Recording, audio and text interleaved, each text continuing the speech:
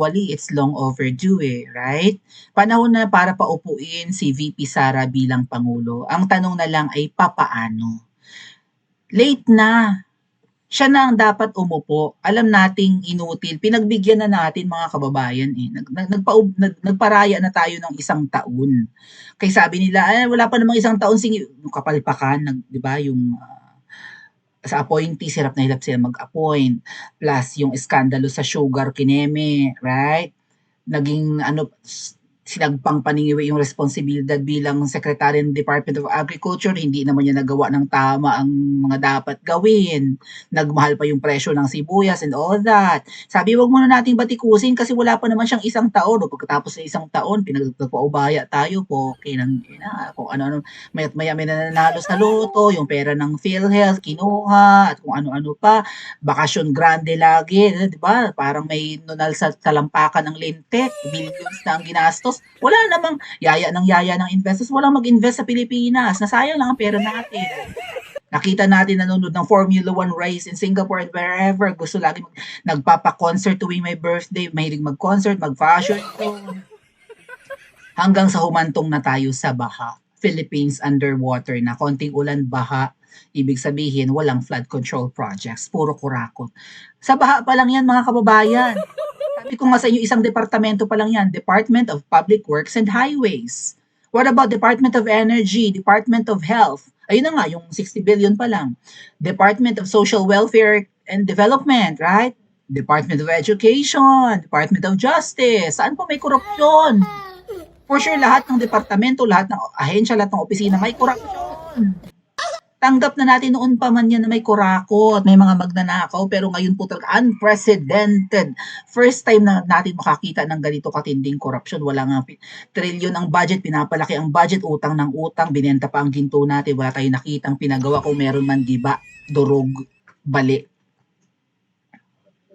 So mukhang napapanahon na nga pong paupuin si VP Sara. Yan naman ang kanyang, di ba, mandato. Sandali lang. May nagbigay sa atin ng cheka, mamaya ko na lang reply yan. Shout out. Okay, got it. Mamaya na natin basahin ang mga chika bumbum ng ating mga gintong ahas. Gintong bulate. Sige, mamaya na yan. Ay, nasa na yung inopen ko ating? Nawala na, Unsa man ni siya plus siya may. Dali. Okay, got it. So, posted by Dean Chase, mga kababayan, kung payag daw ba kayo na gawin ng Pangulo ng Pilipinas si VP Sara bago pa man ang 2028? Saan ang post ni Dean Chase na ite? Okay, hold on 1 sec.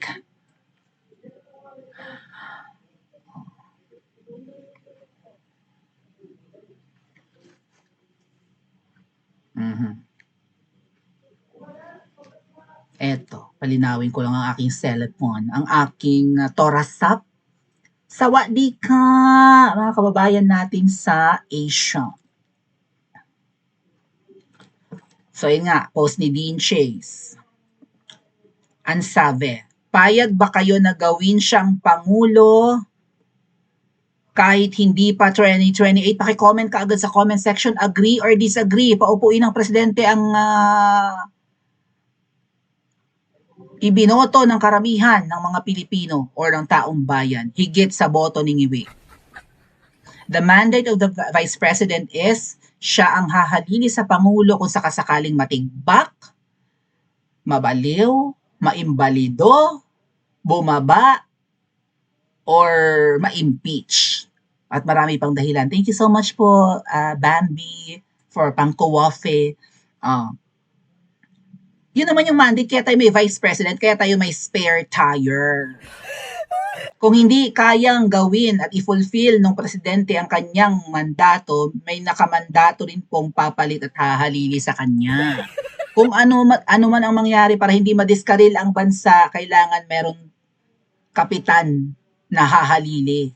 Vice Captain, Vice President na nga panahon na raw, sabi ni Dean Chase, na paupuin si Vice President Sara bilang Pangulo ng Pilipinas. Pag hindi kasi natin to ginawa mga ate at kuya, 3 taon na mahigit. So nag 3 years siniwi nung June, di ba? June 30, nag-transition sila ni PRRD. Oh, doon pa nga, nandun ako sa inaugural ni Ngiwi. Naka-Filipiniana rin ako. Nanonood kung paano nag-transition si PRRD at si Ngiwi sa National Museum for Fine Arts ba yun? Kuning-kuning dyan sa Rizal Park or sa Luneta. So, June 30, July, August, September. 3 taon at 3 buwan ng Pangulo ang inutil.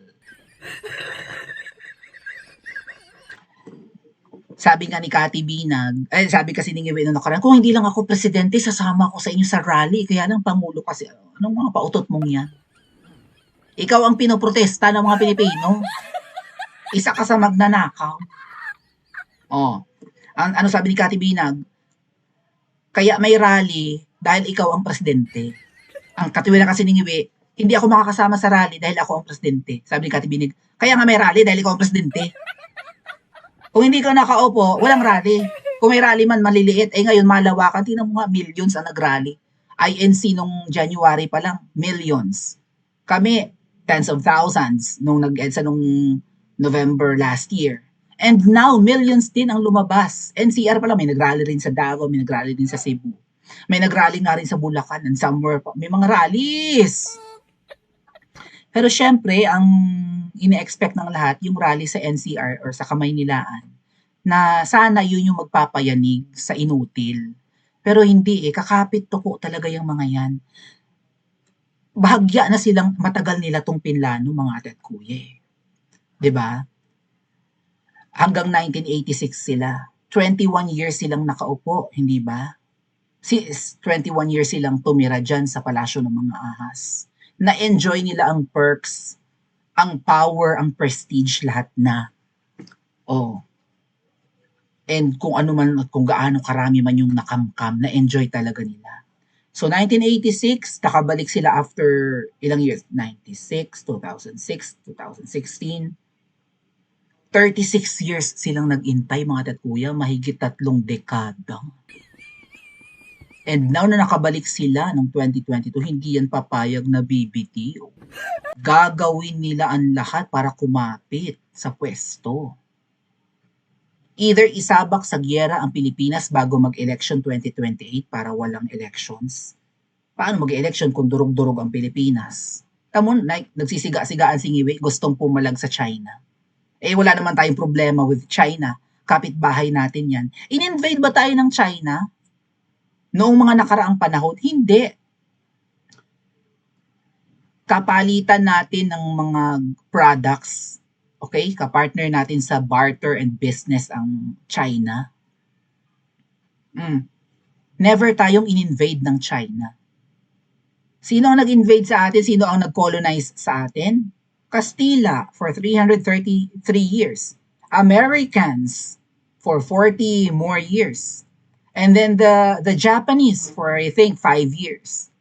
Yan yung mga nag-invade sa Pilipinas. Never na naging part ng kasaysayan natin at ng nakaraan ng mga Pilipino na sinakop tayo ng Inchik. So bakit gusto ni Ngiwi makipag-away sa Inchik? Ay mukhang gusto niya maging proxy country tayo para sa giyera. Or magpagamit sa anemika. Kasi napaka-strategic nga ng bansa natin. Kailangan may military bases ang US sa Asia. So meron sila sa Taiwan, meron sila sa Japan, not sure kung meron sila sa Korea, and now meron sila sa Pilipinas. Diyan nga lumabas si Chavit, ba't ka pumayag na magkaroon ng military bases ang Pilipinas? Pinadagdagan mo pa. Anong plano mo? Anong kapalit nito? Baka ang kapalit nito ay katulad niyan, may kaso yung babaeng ahas sa anemika or may problema yung babaeng ahas sa anemika dahil may namatay na Pinoy doon. Eskandalo yun patungkol sa polvoron. Lalo, booking na yung ikinamatay ng Pinoy na binitbit ng babaeng ahas sa Beverly Hills ay polvoron. Umamin yung asawa, di ba? Nagpolvoron daw sila, nag-Maria Juana raw sila.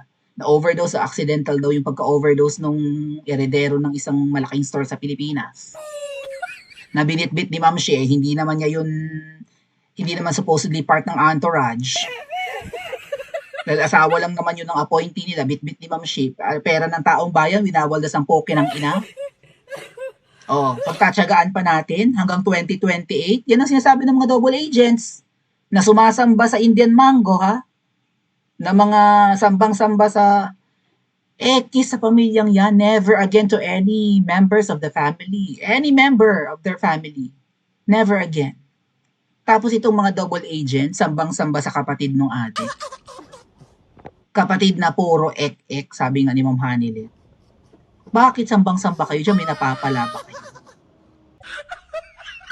Or nuknukan kayo ng tanga at budol na budol kayo ng kaek-ikan niya? Tama kayo, ang sabi ni Attorney Nick, ang nasa likod ng lahat at ang kumukumpas sa mga pinagagagawa ng pamilya ng mga magnanakaw na ito ay yung matandang babae or nakakatandang babae, miyembro ng pamilya. Budol na budol. I hope, and ang alam ko mga kababayan, hindi nabubudol ng Indian Mango ang ating VP Sara. I don't know kung ano yung kanyang tricks up on her sleeves, itong si VP. Pero minsan nagpapahaging na si VP, di ba? Hostage ko ang manggang kinalabaw na ito. From Indian Mango, naging manggang kinalabaw, naging pinya na. So, paano natin pauupuin? Panahon na, mga tatkuya. Each day na hindi naaalis ang inutil at adik sa power, nagsisiga-sigaan at kontrolado siya ng asawa niyang demonya. Tuloy ang kamkaman sa bawat araw na sila ang nasa poder. Sa tingin ko, isa sa mga steps, mga kababayan, sabi nga nung kakilala natin, hopeless na, sana ma-overdose na lang yan para tanggal na at mapalitan na. At si VP Sara ang umupo. Okay, hopeless na rin yung mga rallies kasi watak-watak tayo infiltrated pa. May mga pakawala yung Indian Mango na mga nagkukunwaring Duterte supporters pero nananabutahe lang. Kita nyo may mga sabotahe talaga. Okay? Susugod na raw, hindi naman pala. Patay kung patay daw, susugod na raw, umulan lang, uwi. Ano yun?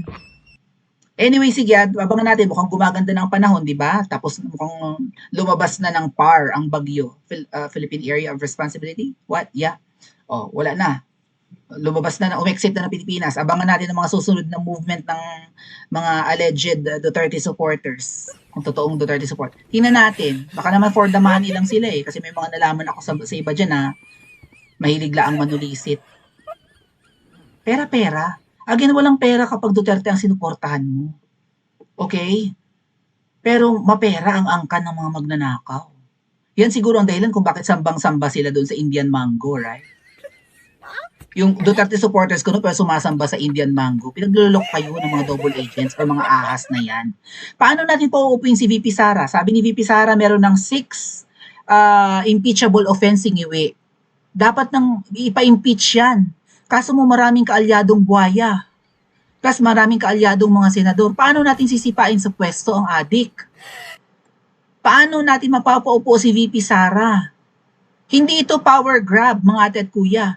Deserve na sipain ng adik. Yung thought pa nga lang na adik yung isang yan Hindi tayo dapat pamunuan ng lulong sa ipinagbabawal na polvoron.